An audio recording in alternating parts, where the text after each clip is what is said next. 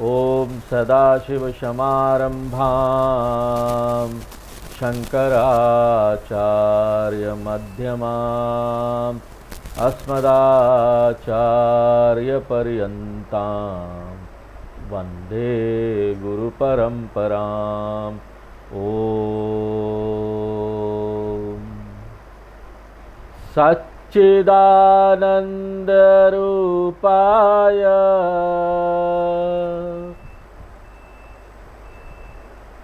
विश्वोत्पत्त्यादिहेतवे तापत्रय विनाशाय श्रीकृष्णाय वयं नुमः।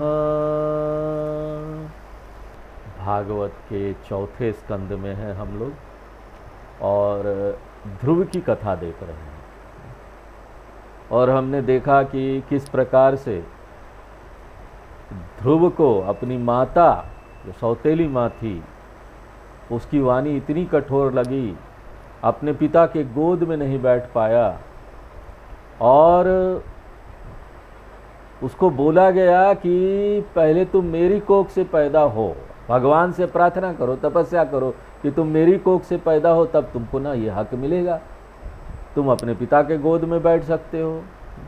तो सौतेली माँ के ऐसे वचन सुनकर उसके तो हृदय में जैसे बाण जैसा चुभ गया। इतना कठोर वचन, कई बार ना कठोर वचन काम कर जाता है।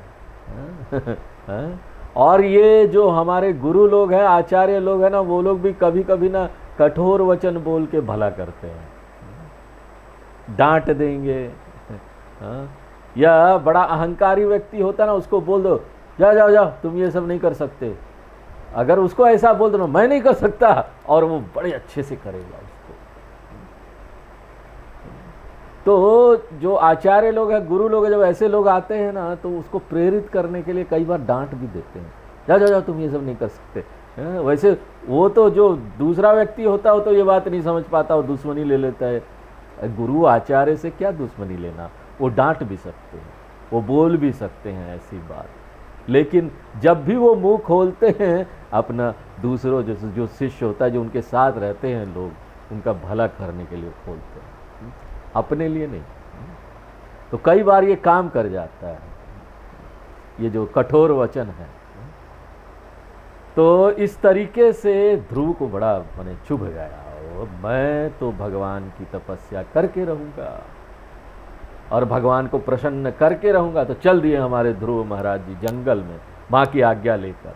और माँ भी ऐसी कि उस माँ ने बड़ी पॉजिटिव बात उसको बोली कि बेटा तुम्हारी जो सौतेली माँ तो ठीक ही बोलती है, भगवान को प्रसन्न करो, भगवान की तरफ लग जाओ। अगर कोई भगवान की तरफ लग जा रहा ना, उसको और प्रेरित कर देना चाहिए, तुमको जो चाहिए मांगो ना, भगवान की तरफ लग जाओ।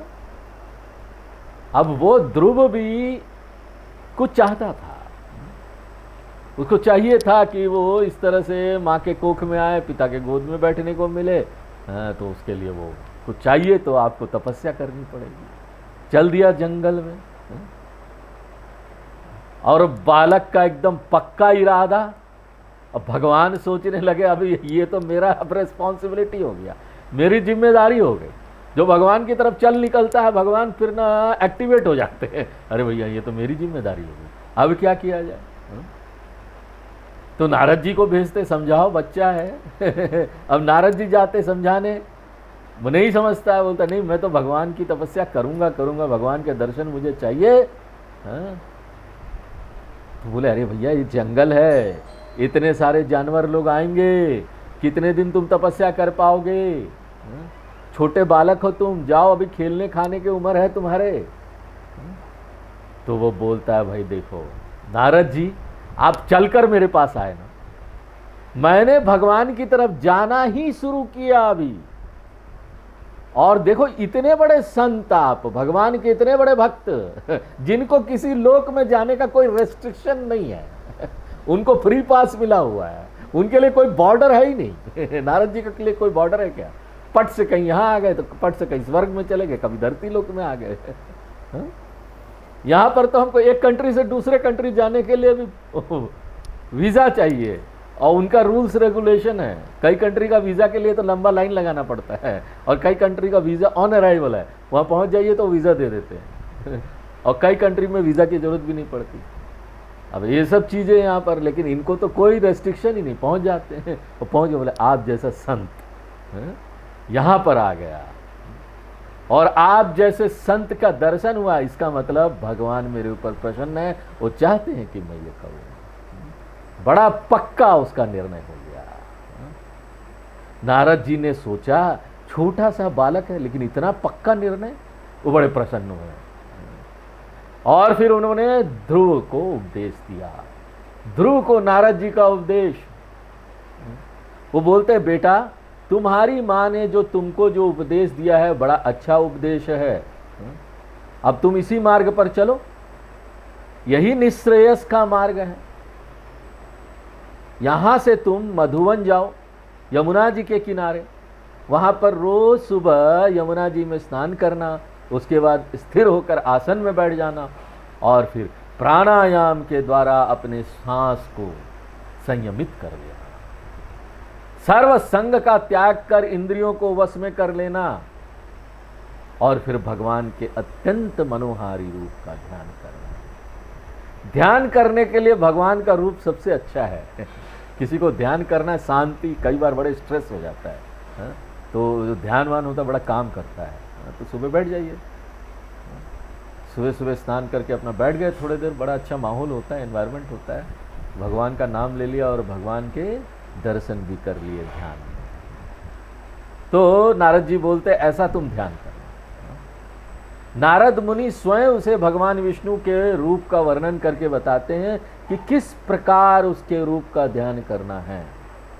शंख चक्र गदा, सगुण रूप, भगवान का सगुण रूप, पद्मधारी भगवान विष्णु है, गले में वनमाला है, कौस्तुभ मणि है, मकर कुंडल है, पीतांबर धारण किए हुए है और मंद मंद मुस्कुरा रहे हैं। हमारे भगवान के चेहरे पर ना हमेशा मुस्कान ही रहती है, कोई टेंशन तो उनको रहता ही नहीं है, पता नहीं क्या क्या रहस्य है, कोई टेंशन ही नहीं, कोई स्ट्रेस ही नहीं। इतना बड़ा काम करते, दुनिया को चलाने का काम और वो भी लेट के करते हैं, लेटे हुए सरसैया पर आराम से।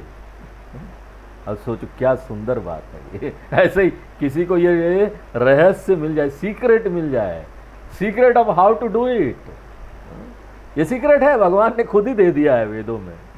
अब हम भगवान को देखते हैं, इधर नहीं देखते, भगवान ने जो दिया उसका तरीका, सीक्रेट। तो इस प्रकार से नारद जी ने भगवान के रूप का वर्णन किया और कहा ओम नमो भगवते वासुदेवाय। कितना सुंदर मंत्र है, इसको बोलते हैं 12 अक्षर मंत्र, 12 अक्षरों का है। बोलते हैं इस मंत्र का तुम निरंतर जप करते रहना। जो भगवान के भक्त हैं, भगवान नारायण के, कृष्ण भगवान के भक्त हैं, नारायण के भक्त हैं, विष्णु भगवान के भक्त हैं, उनको आप ये मंत्र दे सकते हो, जिसको जब शुरू करना है ना, शुरू में एक विशेष दिन चुन ले और नहा धोआ के उस दिन जब शुरू करें। 21 माले का 108, जितना उसकी कैपेसिटी हो, क्षमता हो। तो बोलते देखो तुम इस मंत्र का ना निरंतर जप करते रहना। कंद मूल खाना, फल खाना, संयमित आहार करना, अपने चित्त को शांत रखना और मननशील बना लेना। अब जाओ अपनी तपस्या में लग जाओ वहां जाकर। अब देखो हम लोग ना भक्त ध्रुव को मधुवन में छोड़ देते और चलते हैं। कहाँ चलते हैं? अपना कैमरा फोकस करते हैं राजा उत्तानपाद के पास। ध्रुव तो वन में चला गया, अब राजा उत्तानपाद बहुत दुखी हो रहे थे। वे कोसने लगे अपने आप को। ध्रुव जी को मधुवन भेजकर नारद जी वहां भी पहुंच गए, उत्तानपाद के पास पहुंचे। उन्होंने राजा से कहा तुम किस सोच में पड़े हो, तुम्हारा मुख क्यों सूख रहा है? तो राजा उत्तानपाद कहते नारद जी मैं कैसा मूढ़ हूं, 5 वर्ष का मेरा छोटा सा बेटा मेरी गोद में बैठने के लिए आया था और मैं अपनी पत्नी के कहने में आ गया, पत्नी ने उसको निकाल दिया और मैं देखता रहा। इस प्रकार वो बहुत दुखी होते हैं। बड़ा धार्मिक राजा थे, लेकिन ना धर्म का पालन करने वाले भी जो लोग होते हैं ना, उनको भी ये समस्या आती है। वो भी ना कभी कभी धर्म पर नहीं चल पाते, दूसरे के कहने में आ जाते हैं। इसलिए धर्म पालन सिर्फ पर्याप्त नहीं है, आपको ज्ञान भी होना चाहिए, दर्शन का ज्ञान भी होना चाहिए। पत्नी ने निकाल दिया और मैं देखता रहा, अपने सामने अन्याय हुआ और वो देखते रहे, कुछ बोल नहीं पाता हूं, पत्नी डांटेगी। सभी लोगों को ये डर लगा रहता है, जितने भी शादीशुदा लोग हैं, बुरा मत मानना। स्वामी जी भी ऐसे ही हैं, गृहस्थ स्वामी, इसलिए हमको सब अंदर की बातें पता है। तो डर से देख रहे हैं क्या बोल रहे हैं, पत्नी क्या बोल रही है। कभी कभी उल्टा भी होता है, लेकिन उल्टा बहुत कम होता है। वो बोलते हैं पत्नी ने निकाल दिया और मैं देखता रहा, तो बड़े दुखी हो गए। बाद में पछताने से क्या होता है, बाद में पछता रहे। मेरा छोटा सा बच्चा वन में चला गया, वहां पर शेर होंगे, भालू होंगे, रीछ होंगे, वे सब उसको मार डालेंगे। मैं कैसा नीच आदमी, मैं पत्नी का गुलाम बन गया। पूरी दुनिया है, वो क्या राजा, क्या इतने बड़े राजा फिर भी पत्नी के गुलाम होना। इस तरह वो अपने को कोसने लगे। इस प्रकार नारद जी कहते हैं, मामा सुचा, तुम शोक मत करो, मत दुखी हो राजा जी, क्योंकि अब तुम्हारे बेटे की जिम्मेदारी भगवान की है। स्वयं तनयम देव गुप्तम विषाम अपते, तुम्हारे बेटे की जिम्मेदारी किसने ले ली है, भगवान ने, इसलिए अब चिंता मत करो। जहां जिम्मेदारी भगवान की हो जाती है ना, हम लोग बड़े फ्री हो जाते हैं। सब लोग फ्री हो जाते हैं। समर्पण कर दो, जिम्मेदारी भगवान को सौंप दो। बड़ा कठिन है ये करना। अगर जिम्मेदारी भगवान को सौंप दी ना, तो बहुत सारे टेंशन और स्ट्रेस तो ऐसे ही निकल जाते हैं कि भगवान मुझे तो करना है, जो मेरे पास क्षमता है, कैपेसिटी है, मैं करता रहूंगा। बाकी क्या होना नहीं होना है आपके ऊपर है, आप देखते रहना, मेरी चिंता यहां से खत्म हो जाए। तो वो बोलते, राजा चिंता मत करो, अब बच्चे की जिम्मेदारी भगवान की है। तुमको ये लगता है ना कि तुम उसकी रक्षा करने वाले हो। कई बार होता है कि ना, घर में भी ना हम लोग बड़े प्यार करते हैं एक दूसरे से, माँ बाप बच्चे से प्यार करते हैं, पति पत्नी प्यार करते हैं, तो वो प्यार में क्या बोलते हैं कि हम तुम्हारा भला करना चाहते हैं, इसलिए तुम ये काम मत करो, पकड़े रहेंगे, जाने नहीं देंगे, कुछ करने नहीं देंगे। और कई बार ना इससे नुकसान भी हो जाता है। माँ बाप अगर बच्चे को बाहर ही ना जाने दे कहीं पढ़ने उड़ने के लिए, क्योंकि उनको लग रहा है उनका बच्चा चला जाएगा, तो फिर तो उसकी बढ़त नहीं होगी, बच्चे की बढ़त नहीं होगी। तो यहाँ पर क्या है कि हमको सोचना चाहिए कि ना, सब चीज हमारे कंट्रोल में नहीं है, नियंत्रण में नहीं। यहाँ भगवान है, उसकी रक्षा करेंगे। भगवान है जो आपकी भी रक्षा करेगी। कई चीज छोड़ो ना उसके ऊपर, समर्पण करो ना, इसको बोलते हैं ना समर्पण करना, सरेंडर करना भगवान। अब तुम पर सब कुछ छोड़ दिया, अब तुम ही जानो। तो नारद जी बोलते हैं, ध्यान रखो, उसकी रक्षा का भार स्वयं भगवान ने ले लिया है। तुम अभी भगवान के प्रभाव को नहीं जानते। सचमुच में हम लोग नहीं जानते भगवान के प्रभाव को ना, हम लोग नहीं जानते। अगर भगवान के प्रभाव को अच्छी प्रकार से आत्मसात करके जानेंगे ना कितना प्रभाव है, हमको इस दुनिया में क्या हो रहा है क्या नहीं, हम भी बड़े अच्छे से ना भगवान विष्णु की तरह सरसैया में सोते हुए सारे काम को कर लेंगे, कोई चिंता ही नहीं होगा। सारे काम हो रहे होंगे, है ना, वो देखने वाला। चिंता क्या, हाथ पांव दिया है, करते रहो।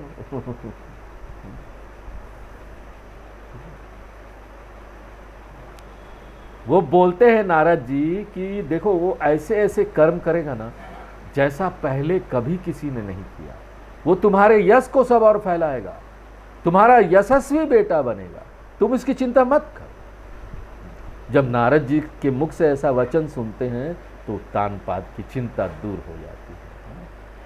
कभी चिंता हो तो साधु संतों के सामने बैठ के उनके वचन सुन लिया करो, ना क्या होता है कि अपनी चिंता थोड़ी कम हो जाती है।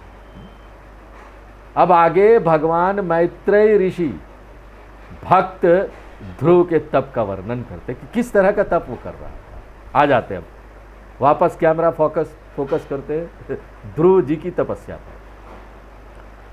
ध्रुव जी ने भगवान की जो भक्ति की उसका प्रारंभ किससे हुआ? अर्थ से। उनको अर्थ चाहिए था ना, कुछ मटेरियल चीज चाहिए था। मटेरियल चीज क्या था? हमको पिता का प्यार मिले, that is also material thing. वे एक निश्चल पद को प्राप्त करना चाहते थे। तो यहां मधुबन में ध्रुव जी तप कर रहे हैं, शुरू अर्थ से किया। सब लोग शुरू अर्थ से ही करते हैं, कुछ चाहिए उनको तभी भगवान के पास जाते हैं। हम लोगों ने भी अपने बचपन में देखा होगा, हमको भी कुछ चाहिए हो तो भगवान के पास जाते थे, भगवान परीक्षा में पास करा दो, भगवान हमको ये दिला दो। तो इस तरह से ध्रुव का तपस्या और तीव्र था। हमारा तो थोड़े देर का होता था ना पूरा दिन खेलते थे या 5 मिनट के लिए चले गए शिव भगवान की मंदिर में, भगवान पास करा देना। अच्छा जी, इतना मेहनत वाला काम, 5 मिनट के लिए आए हो, तपस्या भी नहीं कर रहे और बोलते पास करा देना, पढ़े भी नहीं हो। पर बाप रे, क्या क्या चाहिए तुमको, पढ़े तक नहीं और बोलते हो 5 मिनट में आगे की पास करा देना। How it can be, you think उनको कैसी बड़ी चीज मांग रहे हो तुम मेहनत किया नहीं। और लेकिन ध्रुव तो तपस्या देखो कैसी तपस्या उसकी, जरा सोचो 5 साल का बालक जंगल में निकल गया, चाहे उसको कुछ चाहिए था, अर्थ की इच्छा थी, लेकिन तप के लिए घर से निकल पड़े। और हमको भी कभी कभी सोचना चाहिए, आयु इतनी साल की हो गई, क्या कर रहे हैं हम, क्या क्या किया, पीछे देखना चाहिए। तो 5 वर्ष के वे ध्रुव जी 3 दिन में एक बार बेर के फल खाकर रहने लगे। 3 दिन में, फर्स्ट स्टार्टेड विद 3 डेज। इस प्रकार 1 महीना बीत गया। दूसरे महीने में 3 का 6 दिन कर दिया, और वो भी 6 दिन में क्या खा रहे हैं? घास और पत्ती खाने लगे। तो ध्यान में रखना, उनका तप चल रहा है और चलते हुए उस तप में वो अपना दिन का क्रिया भी कर रहे हैं। यमुना जी में स्नान करना, एकाग्र चित्र होकर भगवान के नाम का जप करना, यह उनकी साधना, ये भी चल रहा है। लेकिन देखो खाने के बारे में उन्होंने क्या किया, खाना कम करते गए। तीसरे महीने में तो वो 9 दिन में एक बार केवल पानी पीकर रहने लगे। चौथे महीने में हर 12वें दिन सिर्फ वायु ग्रहण करके रहने लगे, और 5वें महीने में श्वास को जीतकर एक पैर पर खड़ा होकर ब्रह्म के ध्यान में लग गए। हमको लगता है ये सब कैसे हो सकता है? आप सोचो, बिना खाए श्वास पर जिंदा थे। प्राणायाम की ऐसी शक्ति है, एडवांस प्राणायाम में आप ये कर सकते, ये संभव है। और संभव ही नहीं है, ये तो टेस्टिंग हो चुका है। गुजरात में एक इस तरह का साधु, अहमदाबाद के पास एक माता का मंदिर है, वहाँ पर रहता था। अभी है कि नहीं हमको नहीं पता। और उसको अहमदाबाद के एक हॉस्पिटल में ले जा, कई साल से ना खाली उन्हें प्राणायाम और धूप पर जिंदा था, खाना खाता ही नहीं था, इतने सालों से जिंदा, माता का भक्त। और उसको ना डॉक्टर लोग ले गए, अहमदाबाद के बहुत बड़ा हॉस्पिटल है, वहाँ पर रख के अपने ऑब्जर्वेशन में रखा डॉक्टरों ने कि बिना खाए कैसे जिंदा है, ना खाए ना पिए, कुछ नहीं, जिंदा। धूप से, सूर्य की किरणों से, प्राणायाम से जिंदा। तो ये तो हमने अभी भी देखा है, अभी ये कोई पुरानी बात नहीं, अभी 2-3 साल 3 साल 4 साल पहले की बात है। अभी भी वो गूगलिंग करेंगे ना, आपको मिल जाएगा न्यूज। तो ये संभव है ना, श्वास को जीत कर एक पैर पर खड़े होकर ब्रह्म के ध्यान में लग गए। हमको लगता है असंभव, लेकिन ये दिखाई देता है, ये दिस आर ऑल संभव। अपने मन और इंद्रियों को पूर्णतया विषयों से हटाकर उन्होंने भगवान में लगा दिया, और देखो उसकी तपस्या का प्रभाव। जब उन्होंने अपना श्वास खींचा तो सारे के सारे प्राणियों के श्वास रुकने लगे। क्यों? क्योंकि इतना तीव्र तपस्या हो गया कि श्वास ना समष्टि वायु के साथ उनका श्वास एक हो गया। क्योंकि हमने अभी तत्वबोध में भी देखा ना, हमको जो कुछ इस शरीर में मिला हुआ है that is only part of A total जो पावर है भगवान के पास है। और वो देवता जो है हमको एक थोड़ा सा सुनने की शक्ति दे देती है। सब हम देख रहे थे अभी तत्वबोध में किसके किसके क्या देवता हैं, उनके पास टोटल पावर है। दिग देवता, वरुण देवता, जल के देवता रसना, हमको थोड़ा सा पावर दे देते हैं टेस्ट का, उनके पास टोटल पावर है। तो इस प्रकार से वो करते करते उन देवताओं के साथ एक हो गया, समष्टि वायु के साथ एक हो गया।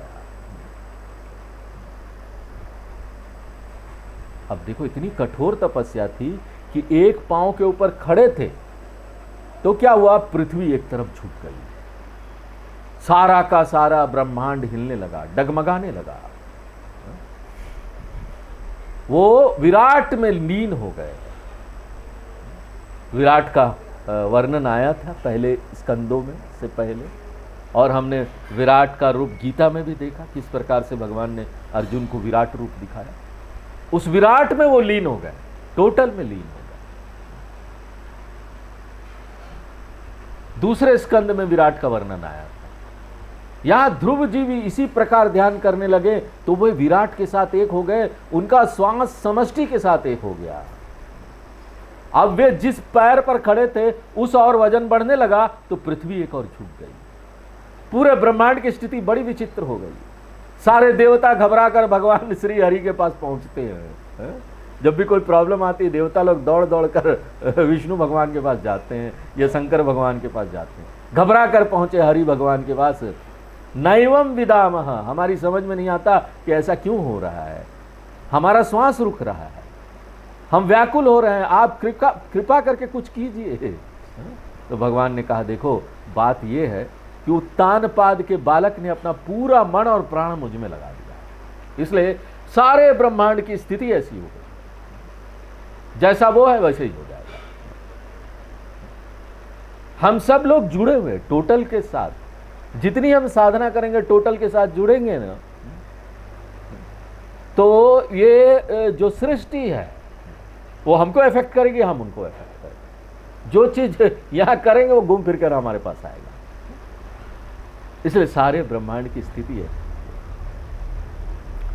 उसके पास जाकर जब मैं उसे तब से निवृत्त करके घर भेजूंगा तब जाकर ये सब सॉल्व होगा, क्योंकि उसको तप करते करते अभी 6ठा महीना हो रहा है। अब देखो हमको ऐसा लग सकता है ना कि देवताओं ने कहा इसलिए भगवान ध्रुव के पास जा रहे, नहीं, भगवान अपने भक्तों से बड़ी प्यार करते हैं, उनको जाना तो था ही। भक्त के पास जाना था। कहते हैं कि भक्त दिदृक्षया, भगवान से बैठा ही नहीं जा रहा था, उनको लग रहा था कब वहां पर जाऊं, अपने भक्त को देखूं, दर्शन उनको दूं। वो व्याकुल हो रहे थे भक्त का दर्शन करने के लिए। जरा देखो एक कैसी बात है, जीवन में भक्ति का प्रारंभ कर देना चाहिए, भले वो अर्थ के लिए कुछ मांगने के लिए करो, लेकिन जाओ तो भगवान के पास।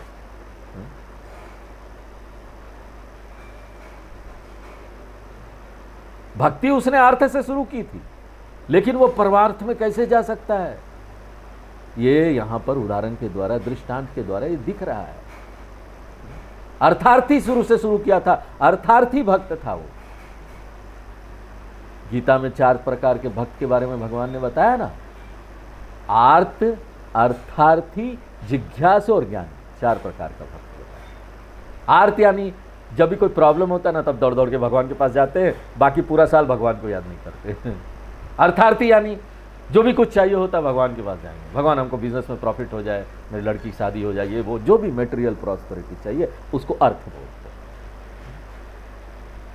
आर्त, अर्थार्थी, जिज्ञासु, जो भगवान को जानना चाहता है, हमको कुछ नहीं चाहिए भगवान के अलावा, भगवान से ही प्रेम है। ज्ञानी, ज्ञानी तो भगवान के साथ ही एक हो गया है, उसमें और भगवान में कोई अंतर ही नहीं रह गया। तो इस प्रकार से 4 प्रकार के भक्त के बारे में बताया।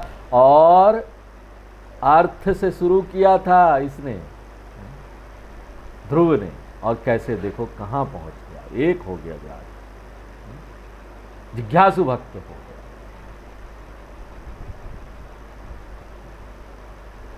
तो भगवान उसका दर्शन करने के लिए जाते हैं। अति सुंदर वर्णन है यहाँ पर। भगवान वहां पहुंचते हैं, पहुंचकर उन्होंने उस बालक को देखा, एक पैर पर खड़ा है, आंखें बंद है। अब उसको पता ही नहीं कि भगवान सामने खड़े हैं। देखो, हमको यहाँ लग सकता है कि क्या हमको भी ऐसी साधना करनी पड़ेगी भगवान का दर्शन करने के लिए?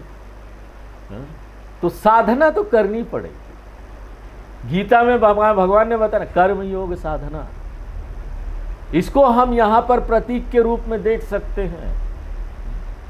ध्रुव तपस्या करते हैं और उसको कठोर करते जाते हैं। यहां पर देखो, कर्म योग और सेवा वाली जो साधना है ना, जो हम अपने परिवार में रहते हैं, परिवार खाली गृहस्थों का नहीं होता है कि गृहस्थ है या घर में रह रहे हैं तो वहाँ परिवार, आश्रम में भी परिवार होता है। वहाँ शिष्य और उसके जो गुरु होते हैं वो सब परिवार होते हैं। गुरुकुल में गुरु परिवार हो गया। तो परिवार में भी आपस में सेवा करो, और सेवा ही तप है। ये तप है बहुत बड़ा। क्यों? बड़ा कठिन है सेवा करना। आप किसी की सेवा करने के लिए जाइए, एक तो बड़ा धैर्य रखना पड़ता है कि सामने वाला पता नहीं क्या क्या कठोर बातें बोल दे, अब फिर भी उसकी सेवा कर रहे हैं।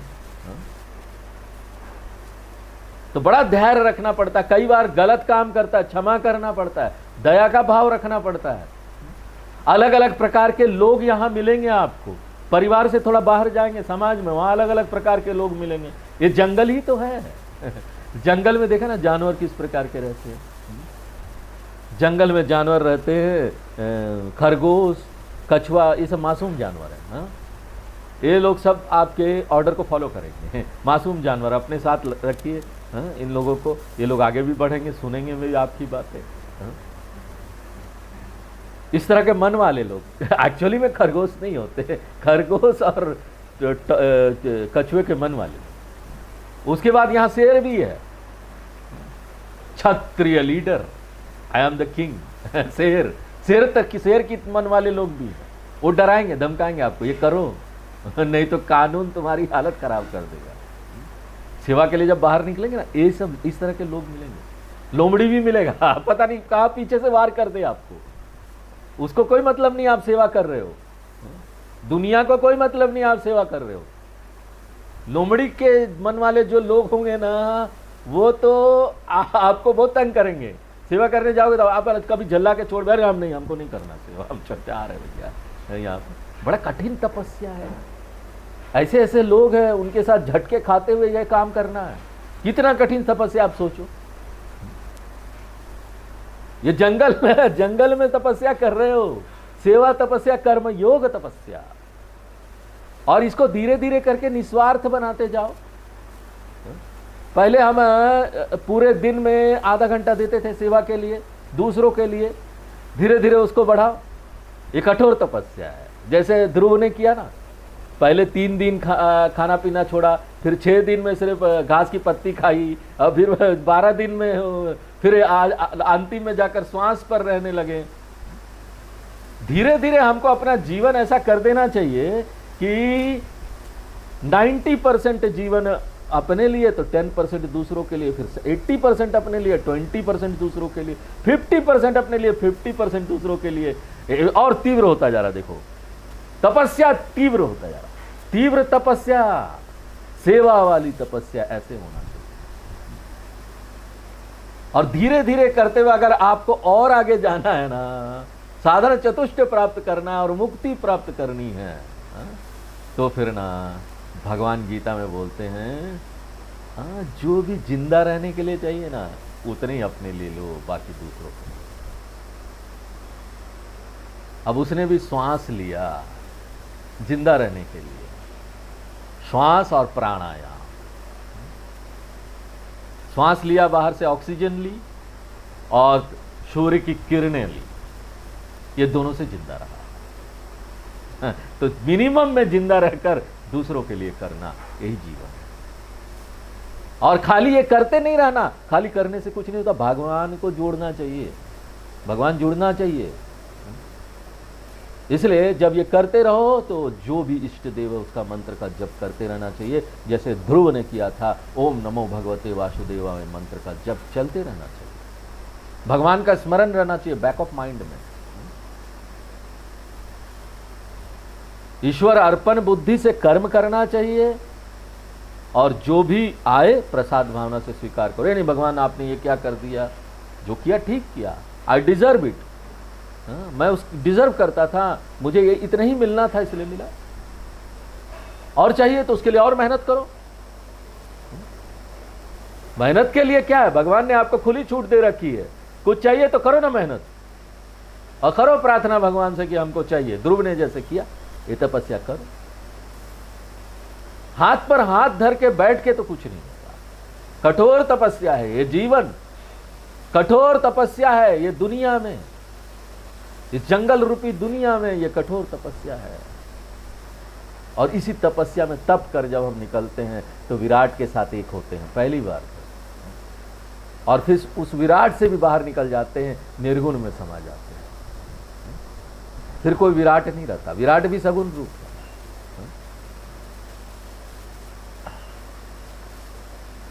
तो इस प्रकार से देखो भगवान ने दर्शन दे दिए, ओम नमो भगवते वासुदेवाय।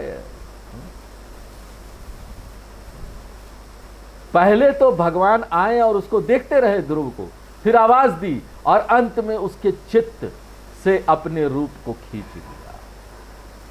तब ध्रुव जी के नेत्र सहसा खुल गए, सामने खड़े भगवान को देखकर ध्रुव जी ने साष्टांग दंडवत नमन किया, भगवान को प्रणाम। भगवान को लगा इस बालक को मैं अपनी ना आंखों से पी जाऊं, ऐसा व्यक्ति पी जाए, मुख को चूम लूं, बाहों में बांध लूं, हृदय में लगा लूं, ऐसा ना, ऐसा व्यक्ति होता ना कोई बहुत, जिसमें भगवान का नाम और बहुत उसकी ऐसी साधना होती है, आपको लगेगा मैं ना चूम लूं, हृदय से लगा लूं, उसके रूप माधुर्य को मानो ना, वो आंखों से पी गए। ध्रुव जी हाथ जोड़कर खड़े हैं, भगवान आप आ गए। समझ में नहीं आ रहा था क्या बोले, भगवान सामने खड़े हैं, ध्रुव जी कुछ बोलना चाहते हैं, स्तुति करना चाहते हैं भगवान की, परंतु क्या बोलना चाहिए, कैसा बोलना चाहिए, कुछ समझ में नहीं आ रहा। कभी कभी हम लोग कोई ऐसा आ जाता है ना सामने, समझ में नहीं आता क्या बोले। तो उसकी यह दशा देखकर भगवान ने उसके कपोल को अपने शंख का स्पर्श करा दिया। शंख में नाद ब्रह्म छिपे रहते हैं, तो जैसे ही भगवान ने शंख से स्पर्श किया, सरस्वती मानो उसकी वाणी से फूट। तब ध्रुव जी ने भगवान जी की जो स्तुति की, उसका पहला ही श्लोक बड़ा ही सुंदर है और बड़ा प्रसिद्ध है। तो जब इतना सुंदर श्लोक है और इतना प्रसिद्ध है, तो हम लोग भी पढ़ते हैं। क्या बोलते हैं ध्रुव जी, तो पढ़ते हैं जो पहला श्लोक। ध्रुव उवाच योऽन्ता प्रविश्य मम वाचमिमां प्रसुप्ताम् संजीवयत्खिल शक्तिधर सधाम्ना अन्याश्च हस्तचरण श्रवणत्वगादिना प्राणान्नमो भगवते पुरुषाय तुभ्यम्। बोलते हैं परम पुरुष भगवान को नमस्कार। कौन है भगवान? डेफिनेशन, भगवान का डेफिनेशन, आप सर्वशक्तिमान हैं। आप ही मेरे अंतःकरण में प्रवेश होकर अपनी तेज से मेरी सोई हुई वाणी को सजीव करते हैं तथा हाथ, पैर, कान और त्वचा आदि अन्य इंद्रियों एवं प्राणों को भी आप चेतनता देते हैं। मैं आप अंतर्यामी भगवान को प्रणाम करता हूं। अब आप लोग यहां पर केनो उपनिषद याद कर लीजिए, वही बोला जा रहा है ना। आप ही मेरे आंख, कान, नाक सब जगह घुसकर इसको चेतना प्रदान करते। श्रोत्रस्य श्रोत्रम मनसो मनो यद, केनो उपनिषद याद कर लीजिए, जहां बोला गया था कि कान का कान कौन है, आंख का आंख कौन है, नाक का नाक कौन है, नाक के पीछे का नाक कौन है, कौन वो शक्ति देता है, वही आत्मा है, वही ब्रह्म है। तो ध्रुव जी भगवान को बोलते, भगवान ये है आप, सब शक्ति देने वाले हमारे अंदर, फिर हम क्या है? कुछ नहीं। जब सारी शक्तियां ही वही है तो हम क्या है? सोचो, हम भी वही है। हम सोचते हैं हम कुछ अलग है, लेकिन हम कुछ अलग नहीं ईश्वर से, हम वही है।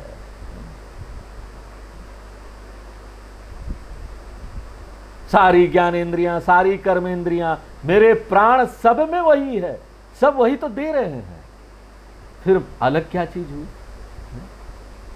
कान का कान, आंख का आंख, मन का मन, प्राण का प्राण, जो चीज है वो आप बोल दीजिए, उसका वो वो ही वही है। शरीर का शरीर, एक अखंड होते हुए भी आप अनेक रूपों में आप ही प्रकट हो रहे हैं। यहां पर एक अखंड है, लेकिन अनेक रूप में प्रकट हो जाते हैं, यहां पर भाषित होने लगते हैं। तो आगे क्या बोलता है? आगे का भी श्लोक पढ़ते हैं, बहुत सुंदर श्लोक है। नूनम विमुष्ट मतयस्तव माययाते, ये त्वां भवाप्य विमोक्षण मन्य हेतोः, अर्चन्ति कल्पक तरुम कुणपोपभोग्यम, इच्छन्ति यत्स्पर्शजं निर्येऽपि नृणाम्। तो हे प्रभु, क्या ज्ञान की बातें हैं! ये सब तुल्य शरीर सब है, इसके द्वारा भोगा जाने वाला इंद्रिय और विषयों के संसर्ग से उत्पन्न सुख तो मनुष्य को नरक लोक में भी मिल सकता है। जो लोग ऐसा जीवन जी रहे हैं वो तो समझो नरक में है, खाली इंद्रियों का सुख उसके लिए जीवन जी रहे हैं, उसी के लिए सब चीज प्राप्त करना चाहते हैं, लालायित रहते हैं इसके लिए। तो यहां तो जो जन्म मरण के बंधन से छुड़ा देने वाला कल्पत स्वरूप आपकी उपासना भगवत प्राप्ति के लिए करना चाहता है, विषय से अलग हटकर, वो देखो महान है। बाकी जो लोग इसमें डूबे हुए हैं, जो लोग इस विषय सुख के लिए लालियत रहते हैं और जो जन्म मरण के बंधन से छुड़ा देने वाले कल्पत स्वरूप आपकी उपासना भगवत प्राप्ति के सिवा किसी अन्य उद्देश्य से करते हैं, उनकी बुद्धि अवश्य ही आपकी माया के द्वारा ठगी गई है। यहां बंधन से छूटने के लिए उपासना करना चाहिए, बाकी चीज के लिए उपासना करें तो माया में पड़ गया व्यक्ति। विषय सुख के लिए उपासना कर रहे हैं तो माया में। यहां तो हम मोक्ष भी प्राप्त कर सकते हैं ना, महान चीज प्राप्त कर सकते हैं, भगवान को पराभक्ति प्राप्त कर सकते हैं। ये जो महामूढ़ अज्ञानी लोग हैं ना, आपकी माया से मोहित होने के कारण इंद्रियों को के सुख को ही मांगते रहते हैं, और ये इंद्रियों का सुख तो नरक में भी प्राप्त हो सकता है। यहां लिखा है कि नरक में भी ना स्पर्श का सुख प्राप्त हो सकता है, यानी कि जो स्पर्श का सुख हम प्राप्त करते हैं ना, वो नरक, ये सारा चीज नरक। देखो, हमारी भाषा और शास्त्र की भाषा में अंतर होता है। नरक में भी स्पर्श सुख प्राप्त होता है, यानी स्पर्श सुख नरक ही है। शुरू में तो हमको लगता है बड़ा स्वर्ग है, लेकिन बाद में बड़ा दुख देता है, वो तो है तो नरक ही ना। तो भगवान लोग समझते नहीं, वे तो स्वर्ग आदि प्राप्त करना चाहते हैं, आपकी भक्ति नहीं चाहते। कोई भी आपकी, वो सबको लगता है हमको स्वर्ग मिल जाए। अब मुझे ना स्वर्ग प्राप्त कराने वाली भक्ति नहीं चाहिए, क्योंकि मैंने देखा है बाद में ना वे लोग स्वर्ग से टपाटप वापस टपकते। थोड़ा पुण्य प्राप्त होता है तो लोग स्वर्ग में जाते हैं, और फिर भगवान गीता में बोलते हैं क्षीणे पुण्य मर्त्यलोकम विशंति, विशंति नहीं पतंती, गिरते हैं। जो लोग ऐसी कामना करते हैं ना, हमको ये मटेरियल चीज मिल जाए, स्वर्ग मिल जाए, बाद में उनको वापस आना ही पड़ेगा। स्वर्ग में जाना ये सब तो पुण्य का फल है ना, पुण्य रूपी क्रेडिट कार्ड है। आप चले गए किसी होटल में जाकर क्रेडिट कार्ड में पैसा खर्चा कर रहे, जितना पैसा खर्चा करोगे जब खर्चा हो जाएगा तो वापस आना पड़ेगा। उसी प्रकार स्वर्ग में जाओ भी तो पैसा खर्चा हो रहा है, वहाँ पुण्य रूपी पैसा, वहाँ पुण्य रूपी डॉलर चलता है, वो डॉलर खर्चा हो गया, now come back to the Bhuloka, क्षीणे पुण्य मर्त्य लोकम विषम, फिर से वापस आओ। और विशंति नहीं पतंती, क्योंकि देवता लोग धक्का मार के गिरा देंगे, वहां से जाना कौन चाहता है। अचानक आएंगे, बोलेंगे जाओ जाओ तुम्हारा पुण्य खत्म, जाओ यहाँ से, नहीं नहीं हमको नहीं जाना है, चल वापस धक्का मार के। साधु संत लोग तो कहते हैं स्वर्ग लोक में जाना वैश्या के घर जाने के समान है। स्वर्ग का क्या बड़ी बड़ी चीज है क्या? बोलते हैं स्वर्गवासियों का तो पतताम विमानात, विमानों से गिरते हुए मैंने देखा है, ऐसा ध्रुव जी कहते हैं। हे अनंत भगवान, आप मेरे हृदय में आकर भक्ति की धारा को बढ़ा दीजिए, मुझे और कुछ नहीं चाहिए। अब देखो अर्थ किस लिए, हमारे जीवन में पैसा किस लिए आता है? भक्ति करने के लिए। ध्रुव जी भले ही अर्थ की कामना से वन में लग गए थे, लेकिन बाद में जब उन्हें भगवान का दर्शन हुआ तब अर्थ का या राज्य का विचार तक नहीं था उसके मन में। दर्शन से सब खत्म हो गया, मुझे कुछ नहीं चाहिए। वो जान गया कि सारी की सारी चीजें यहां अनित्य है।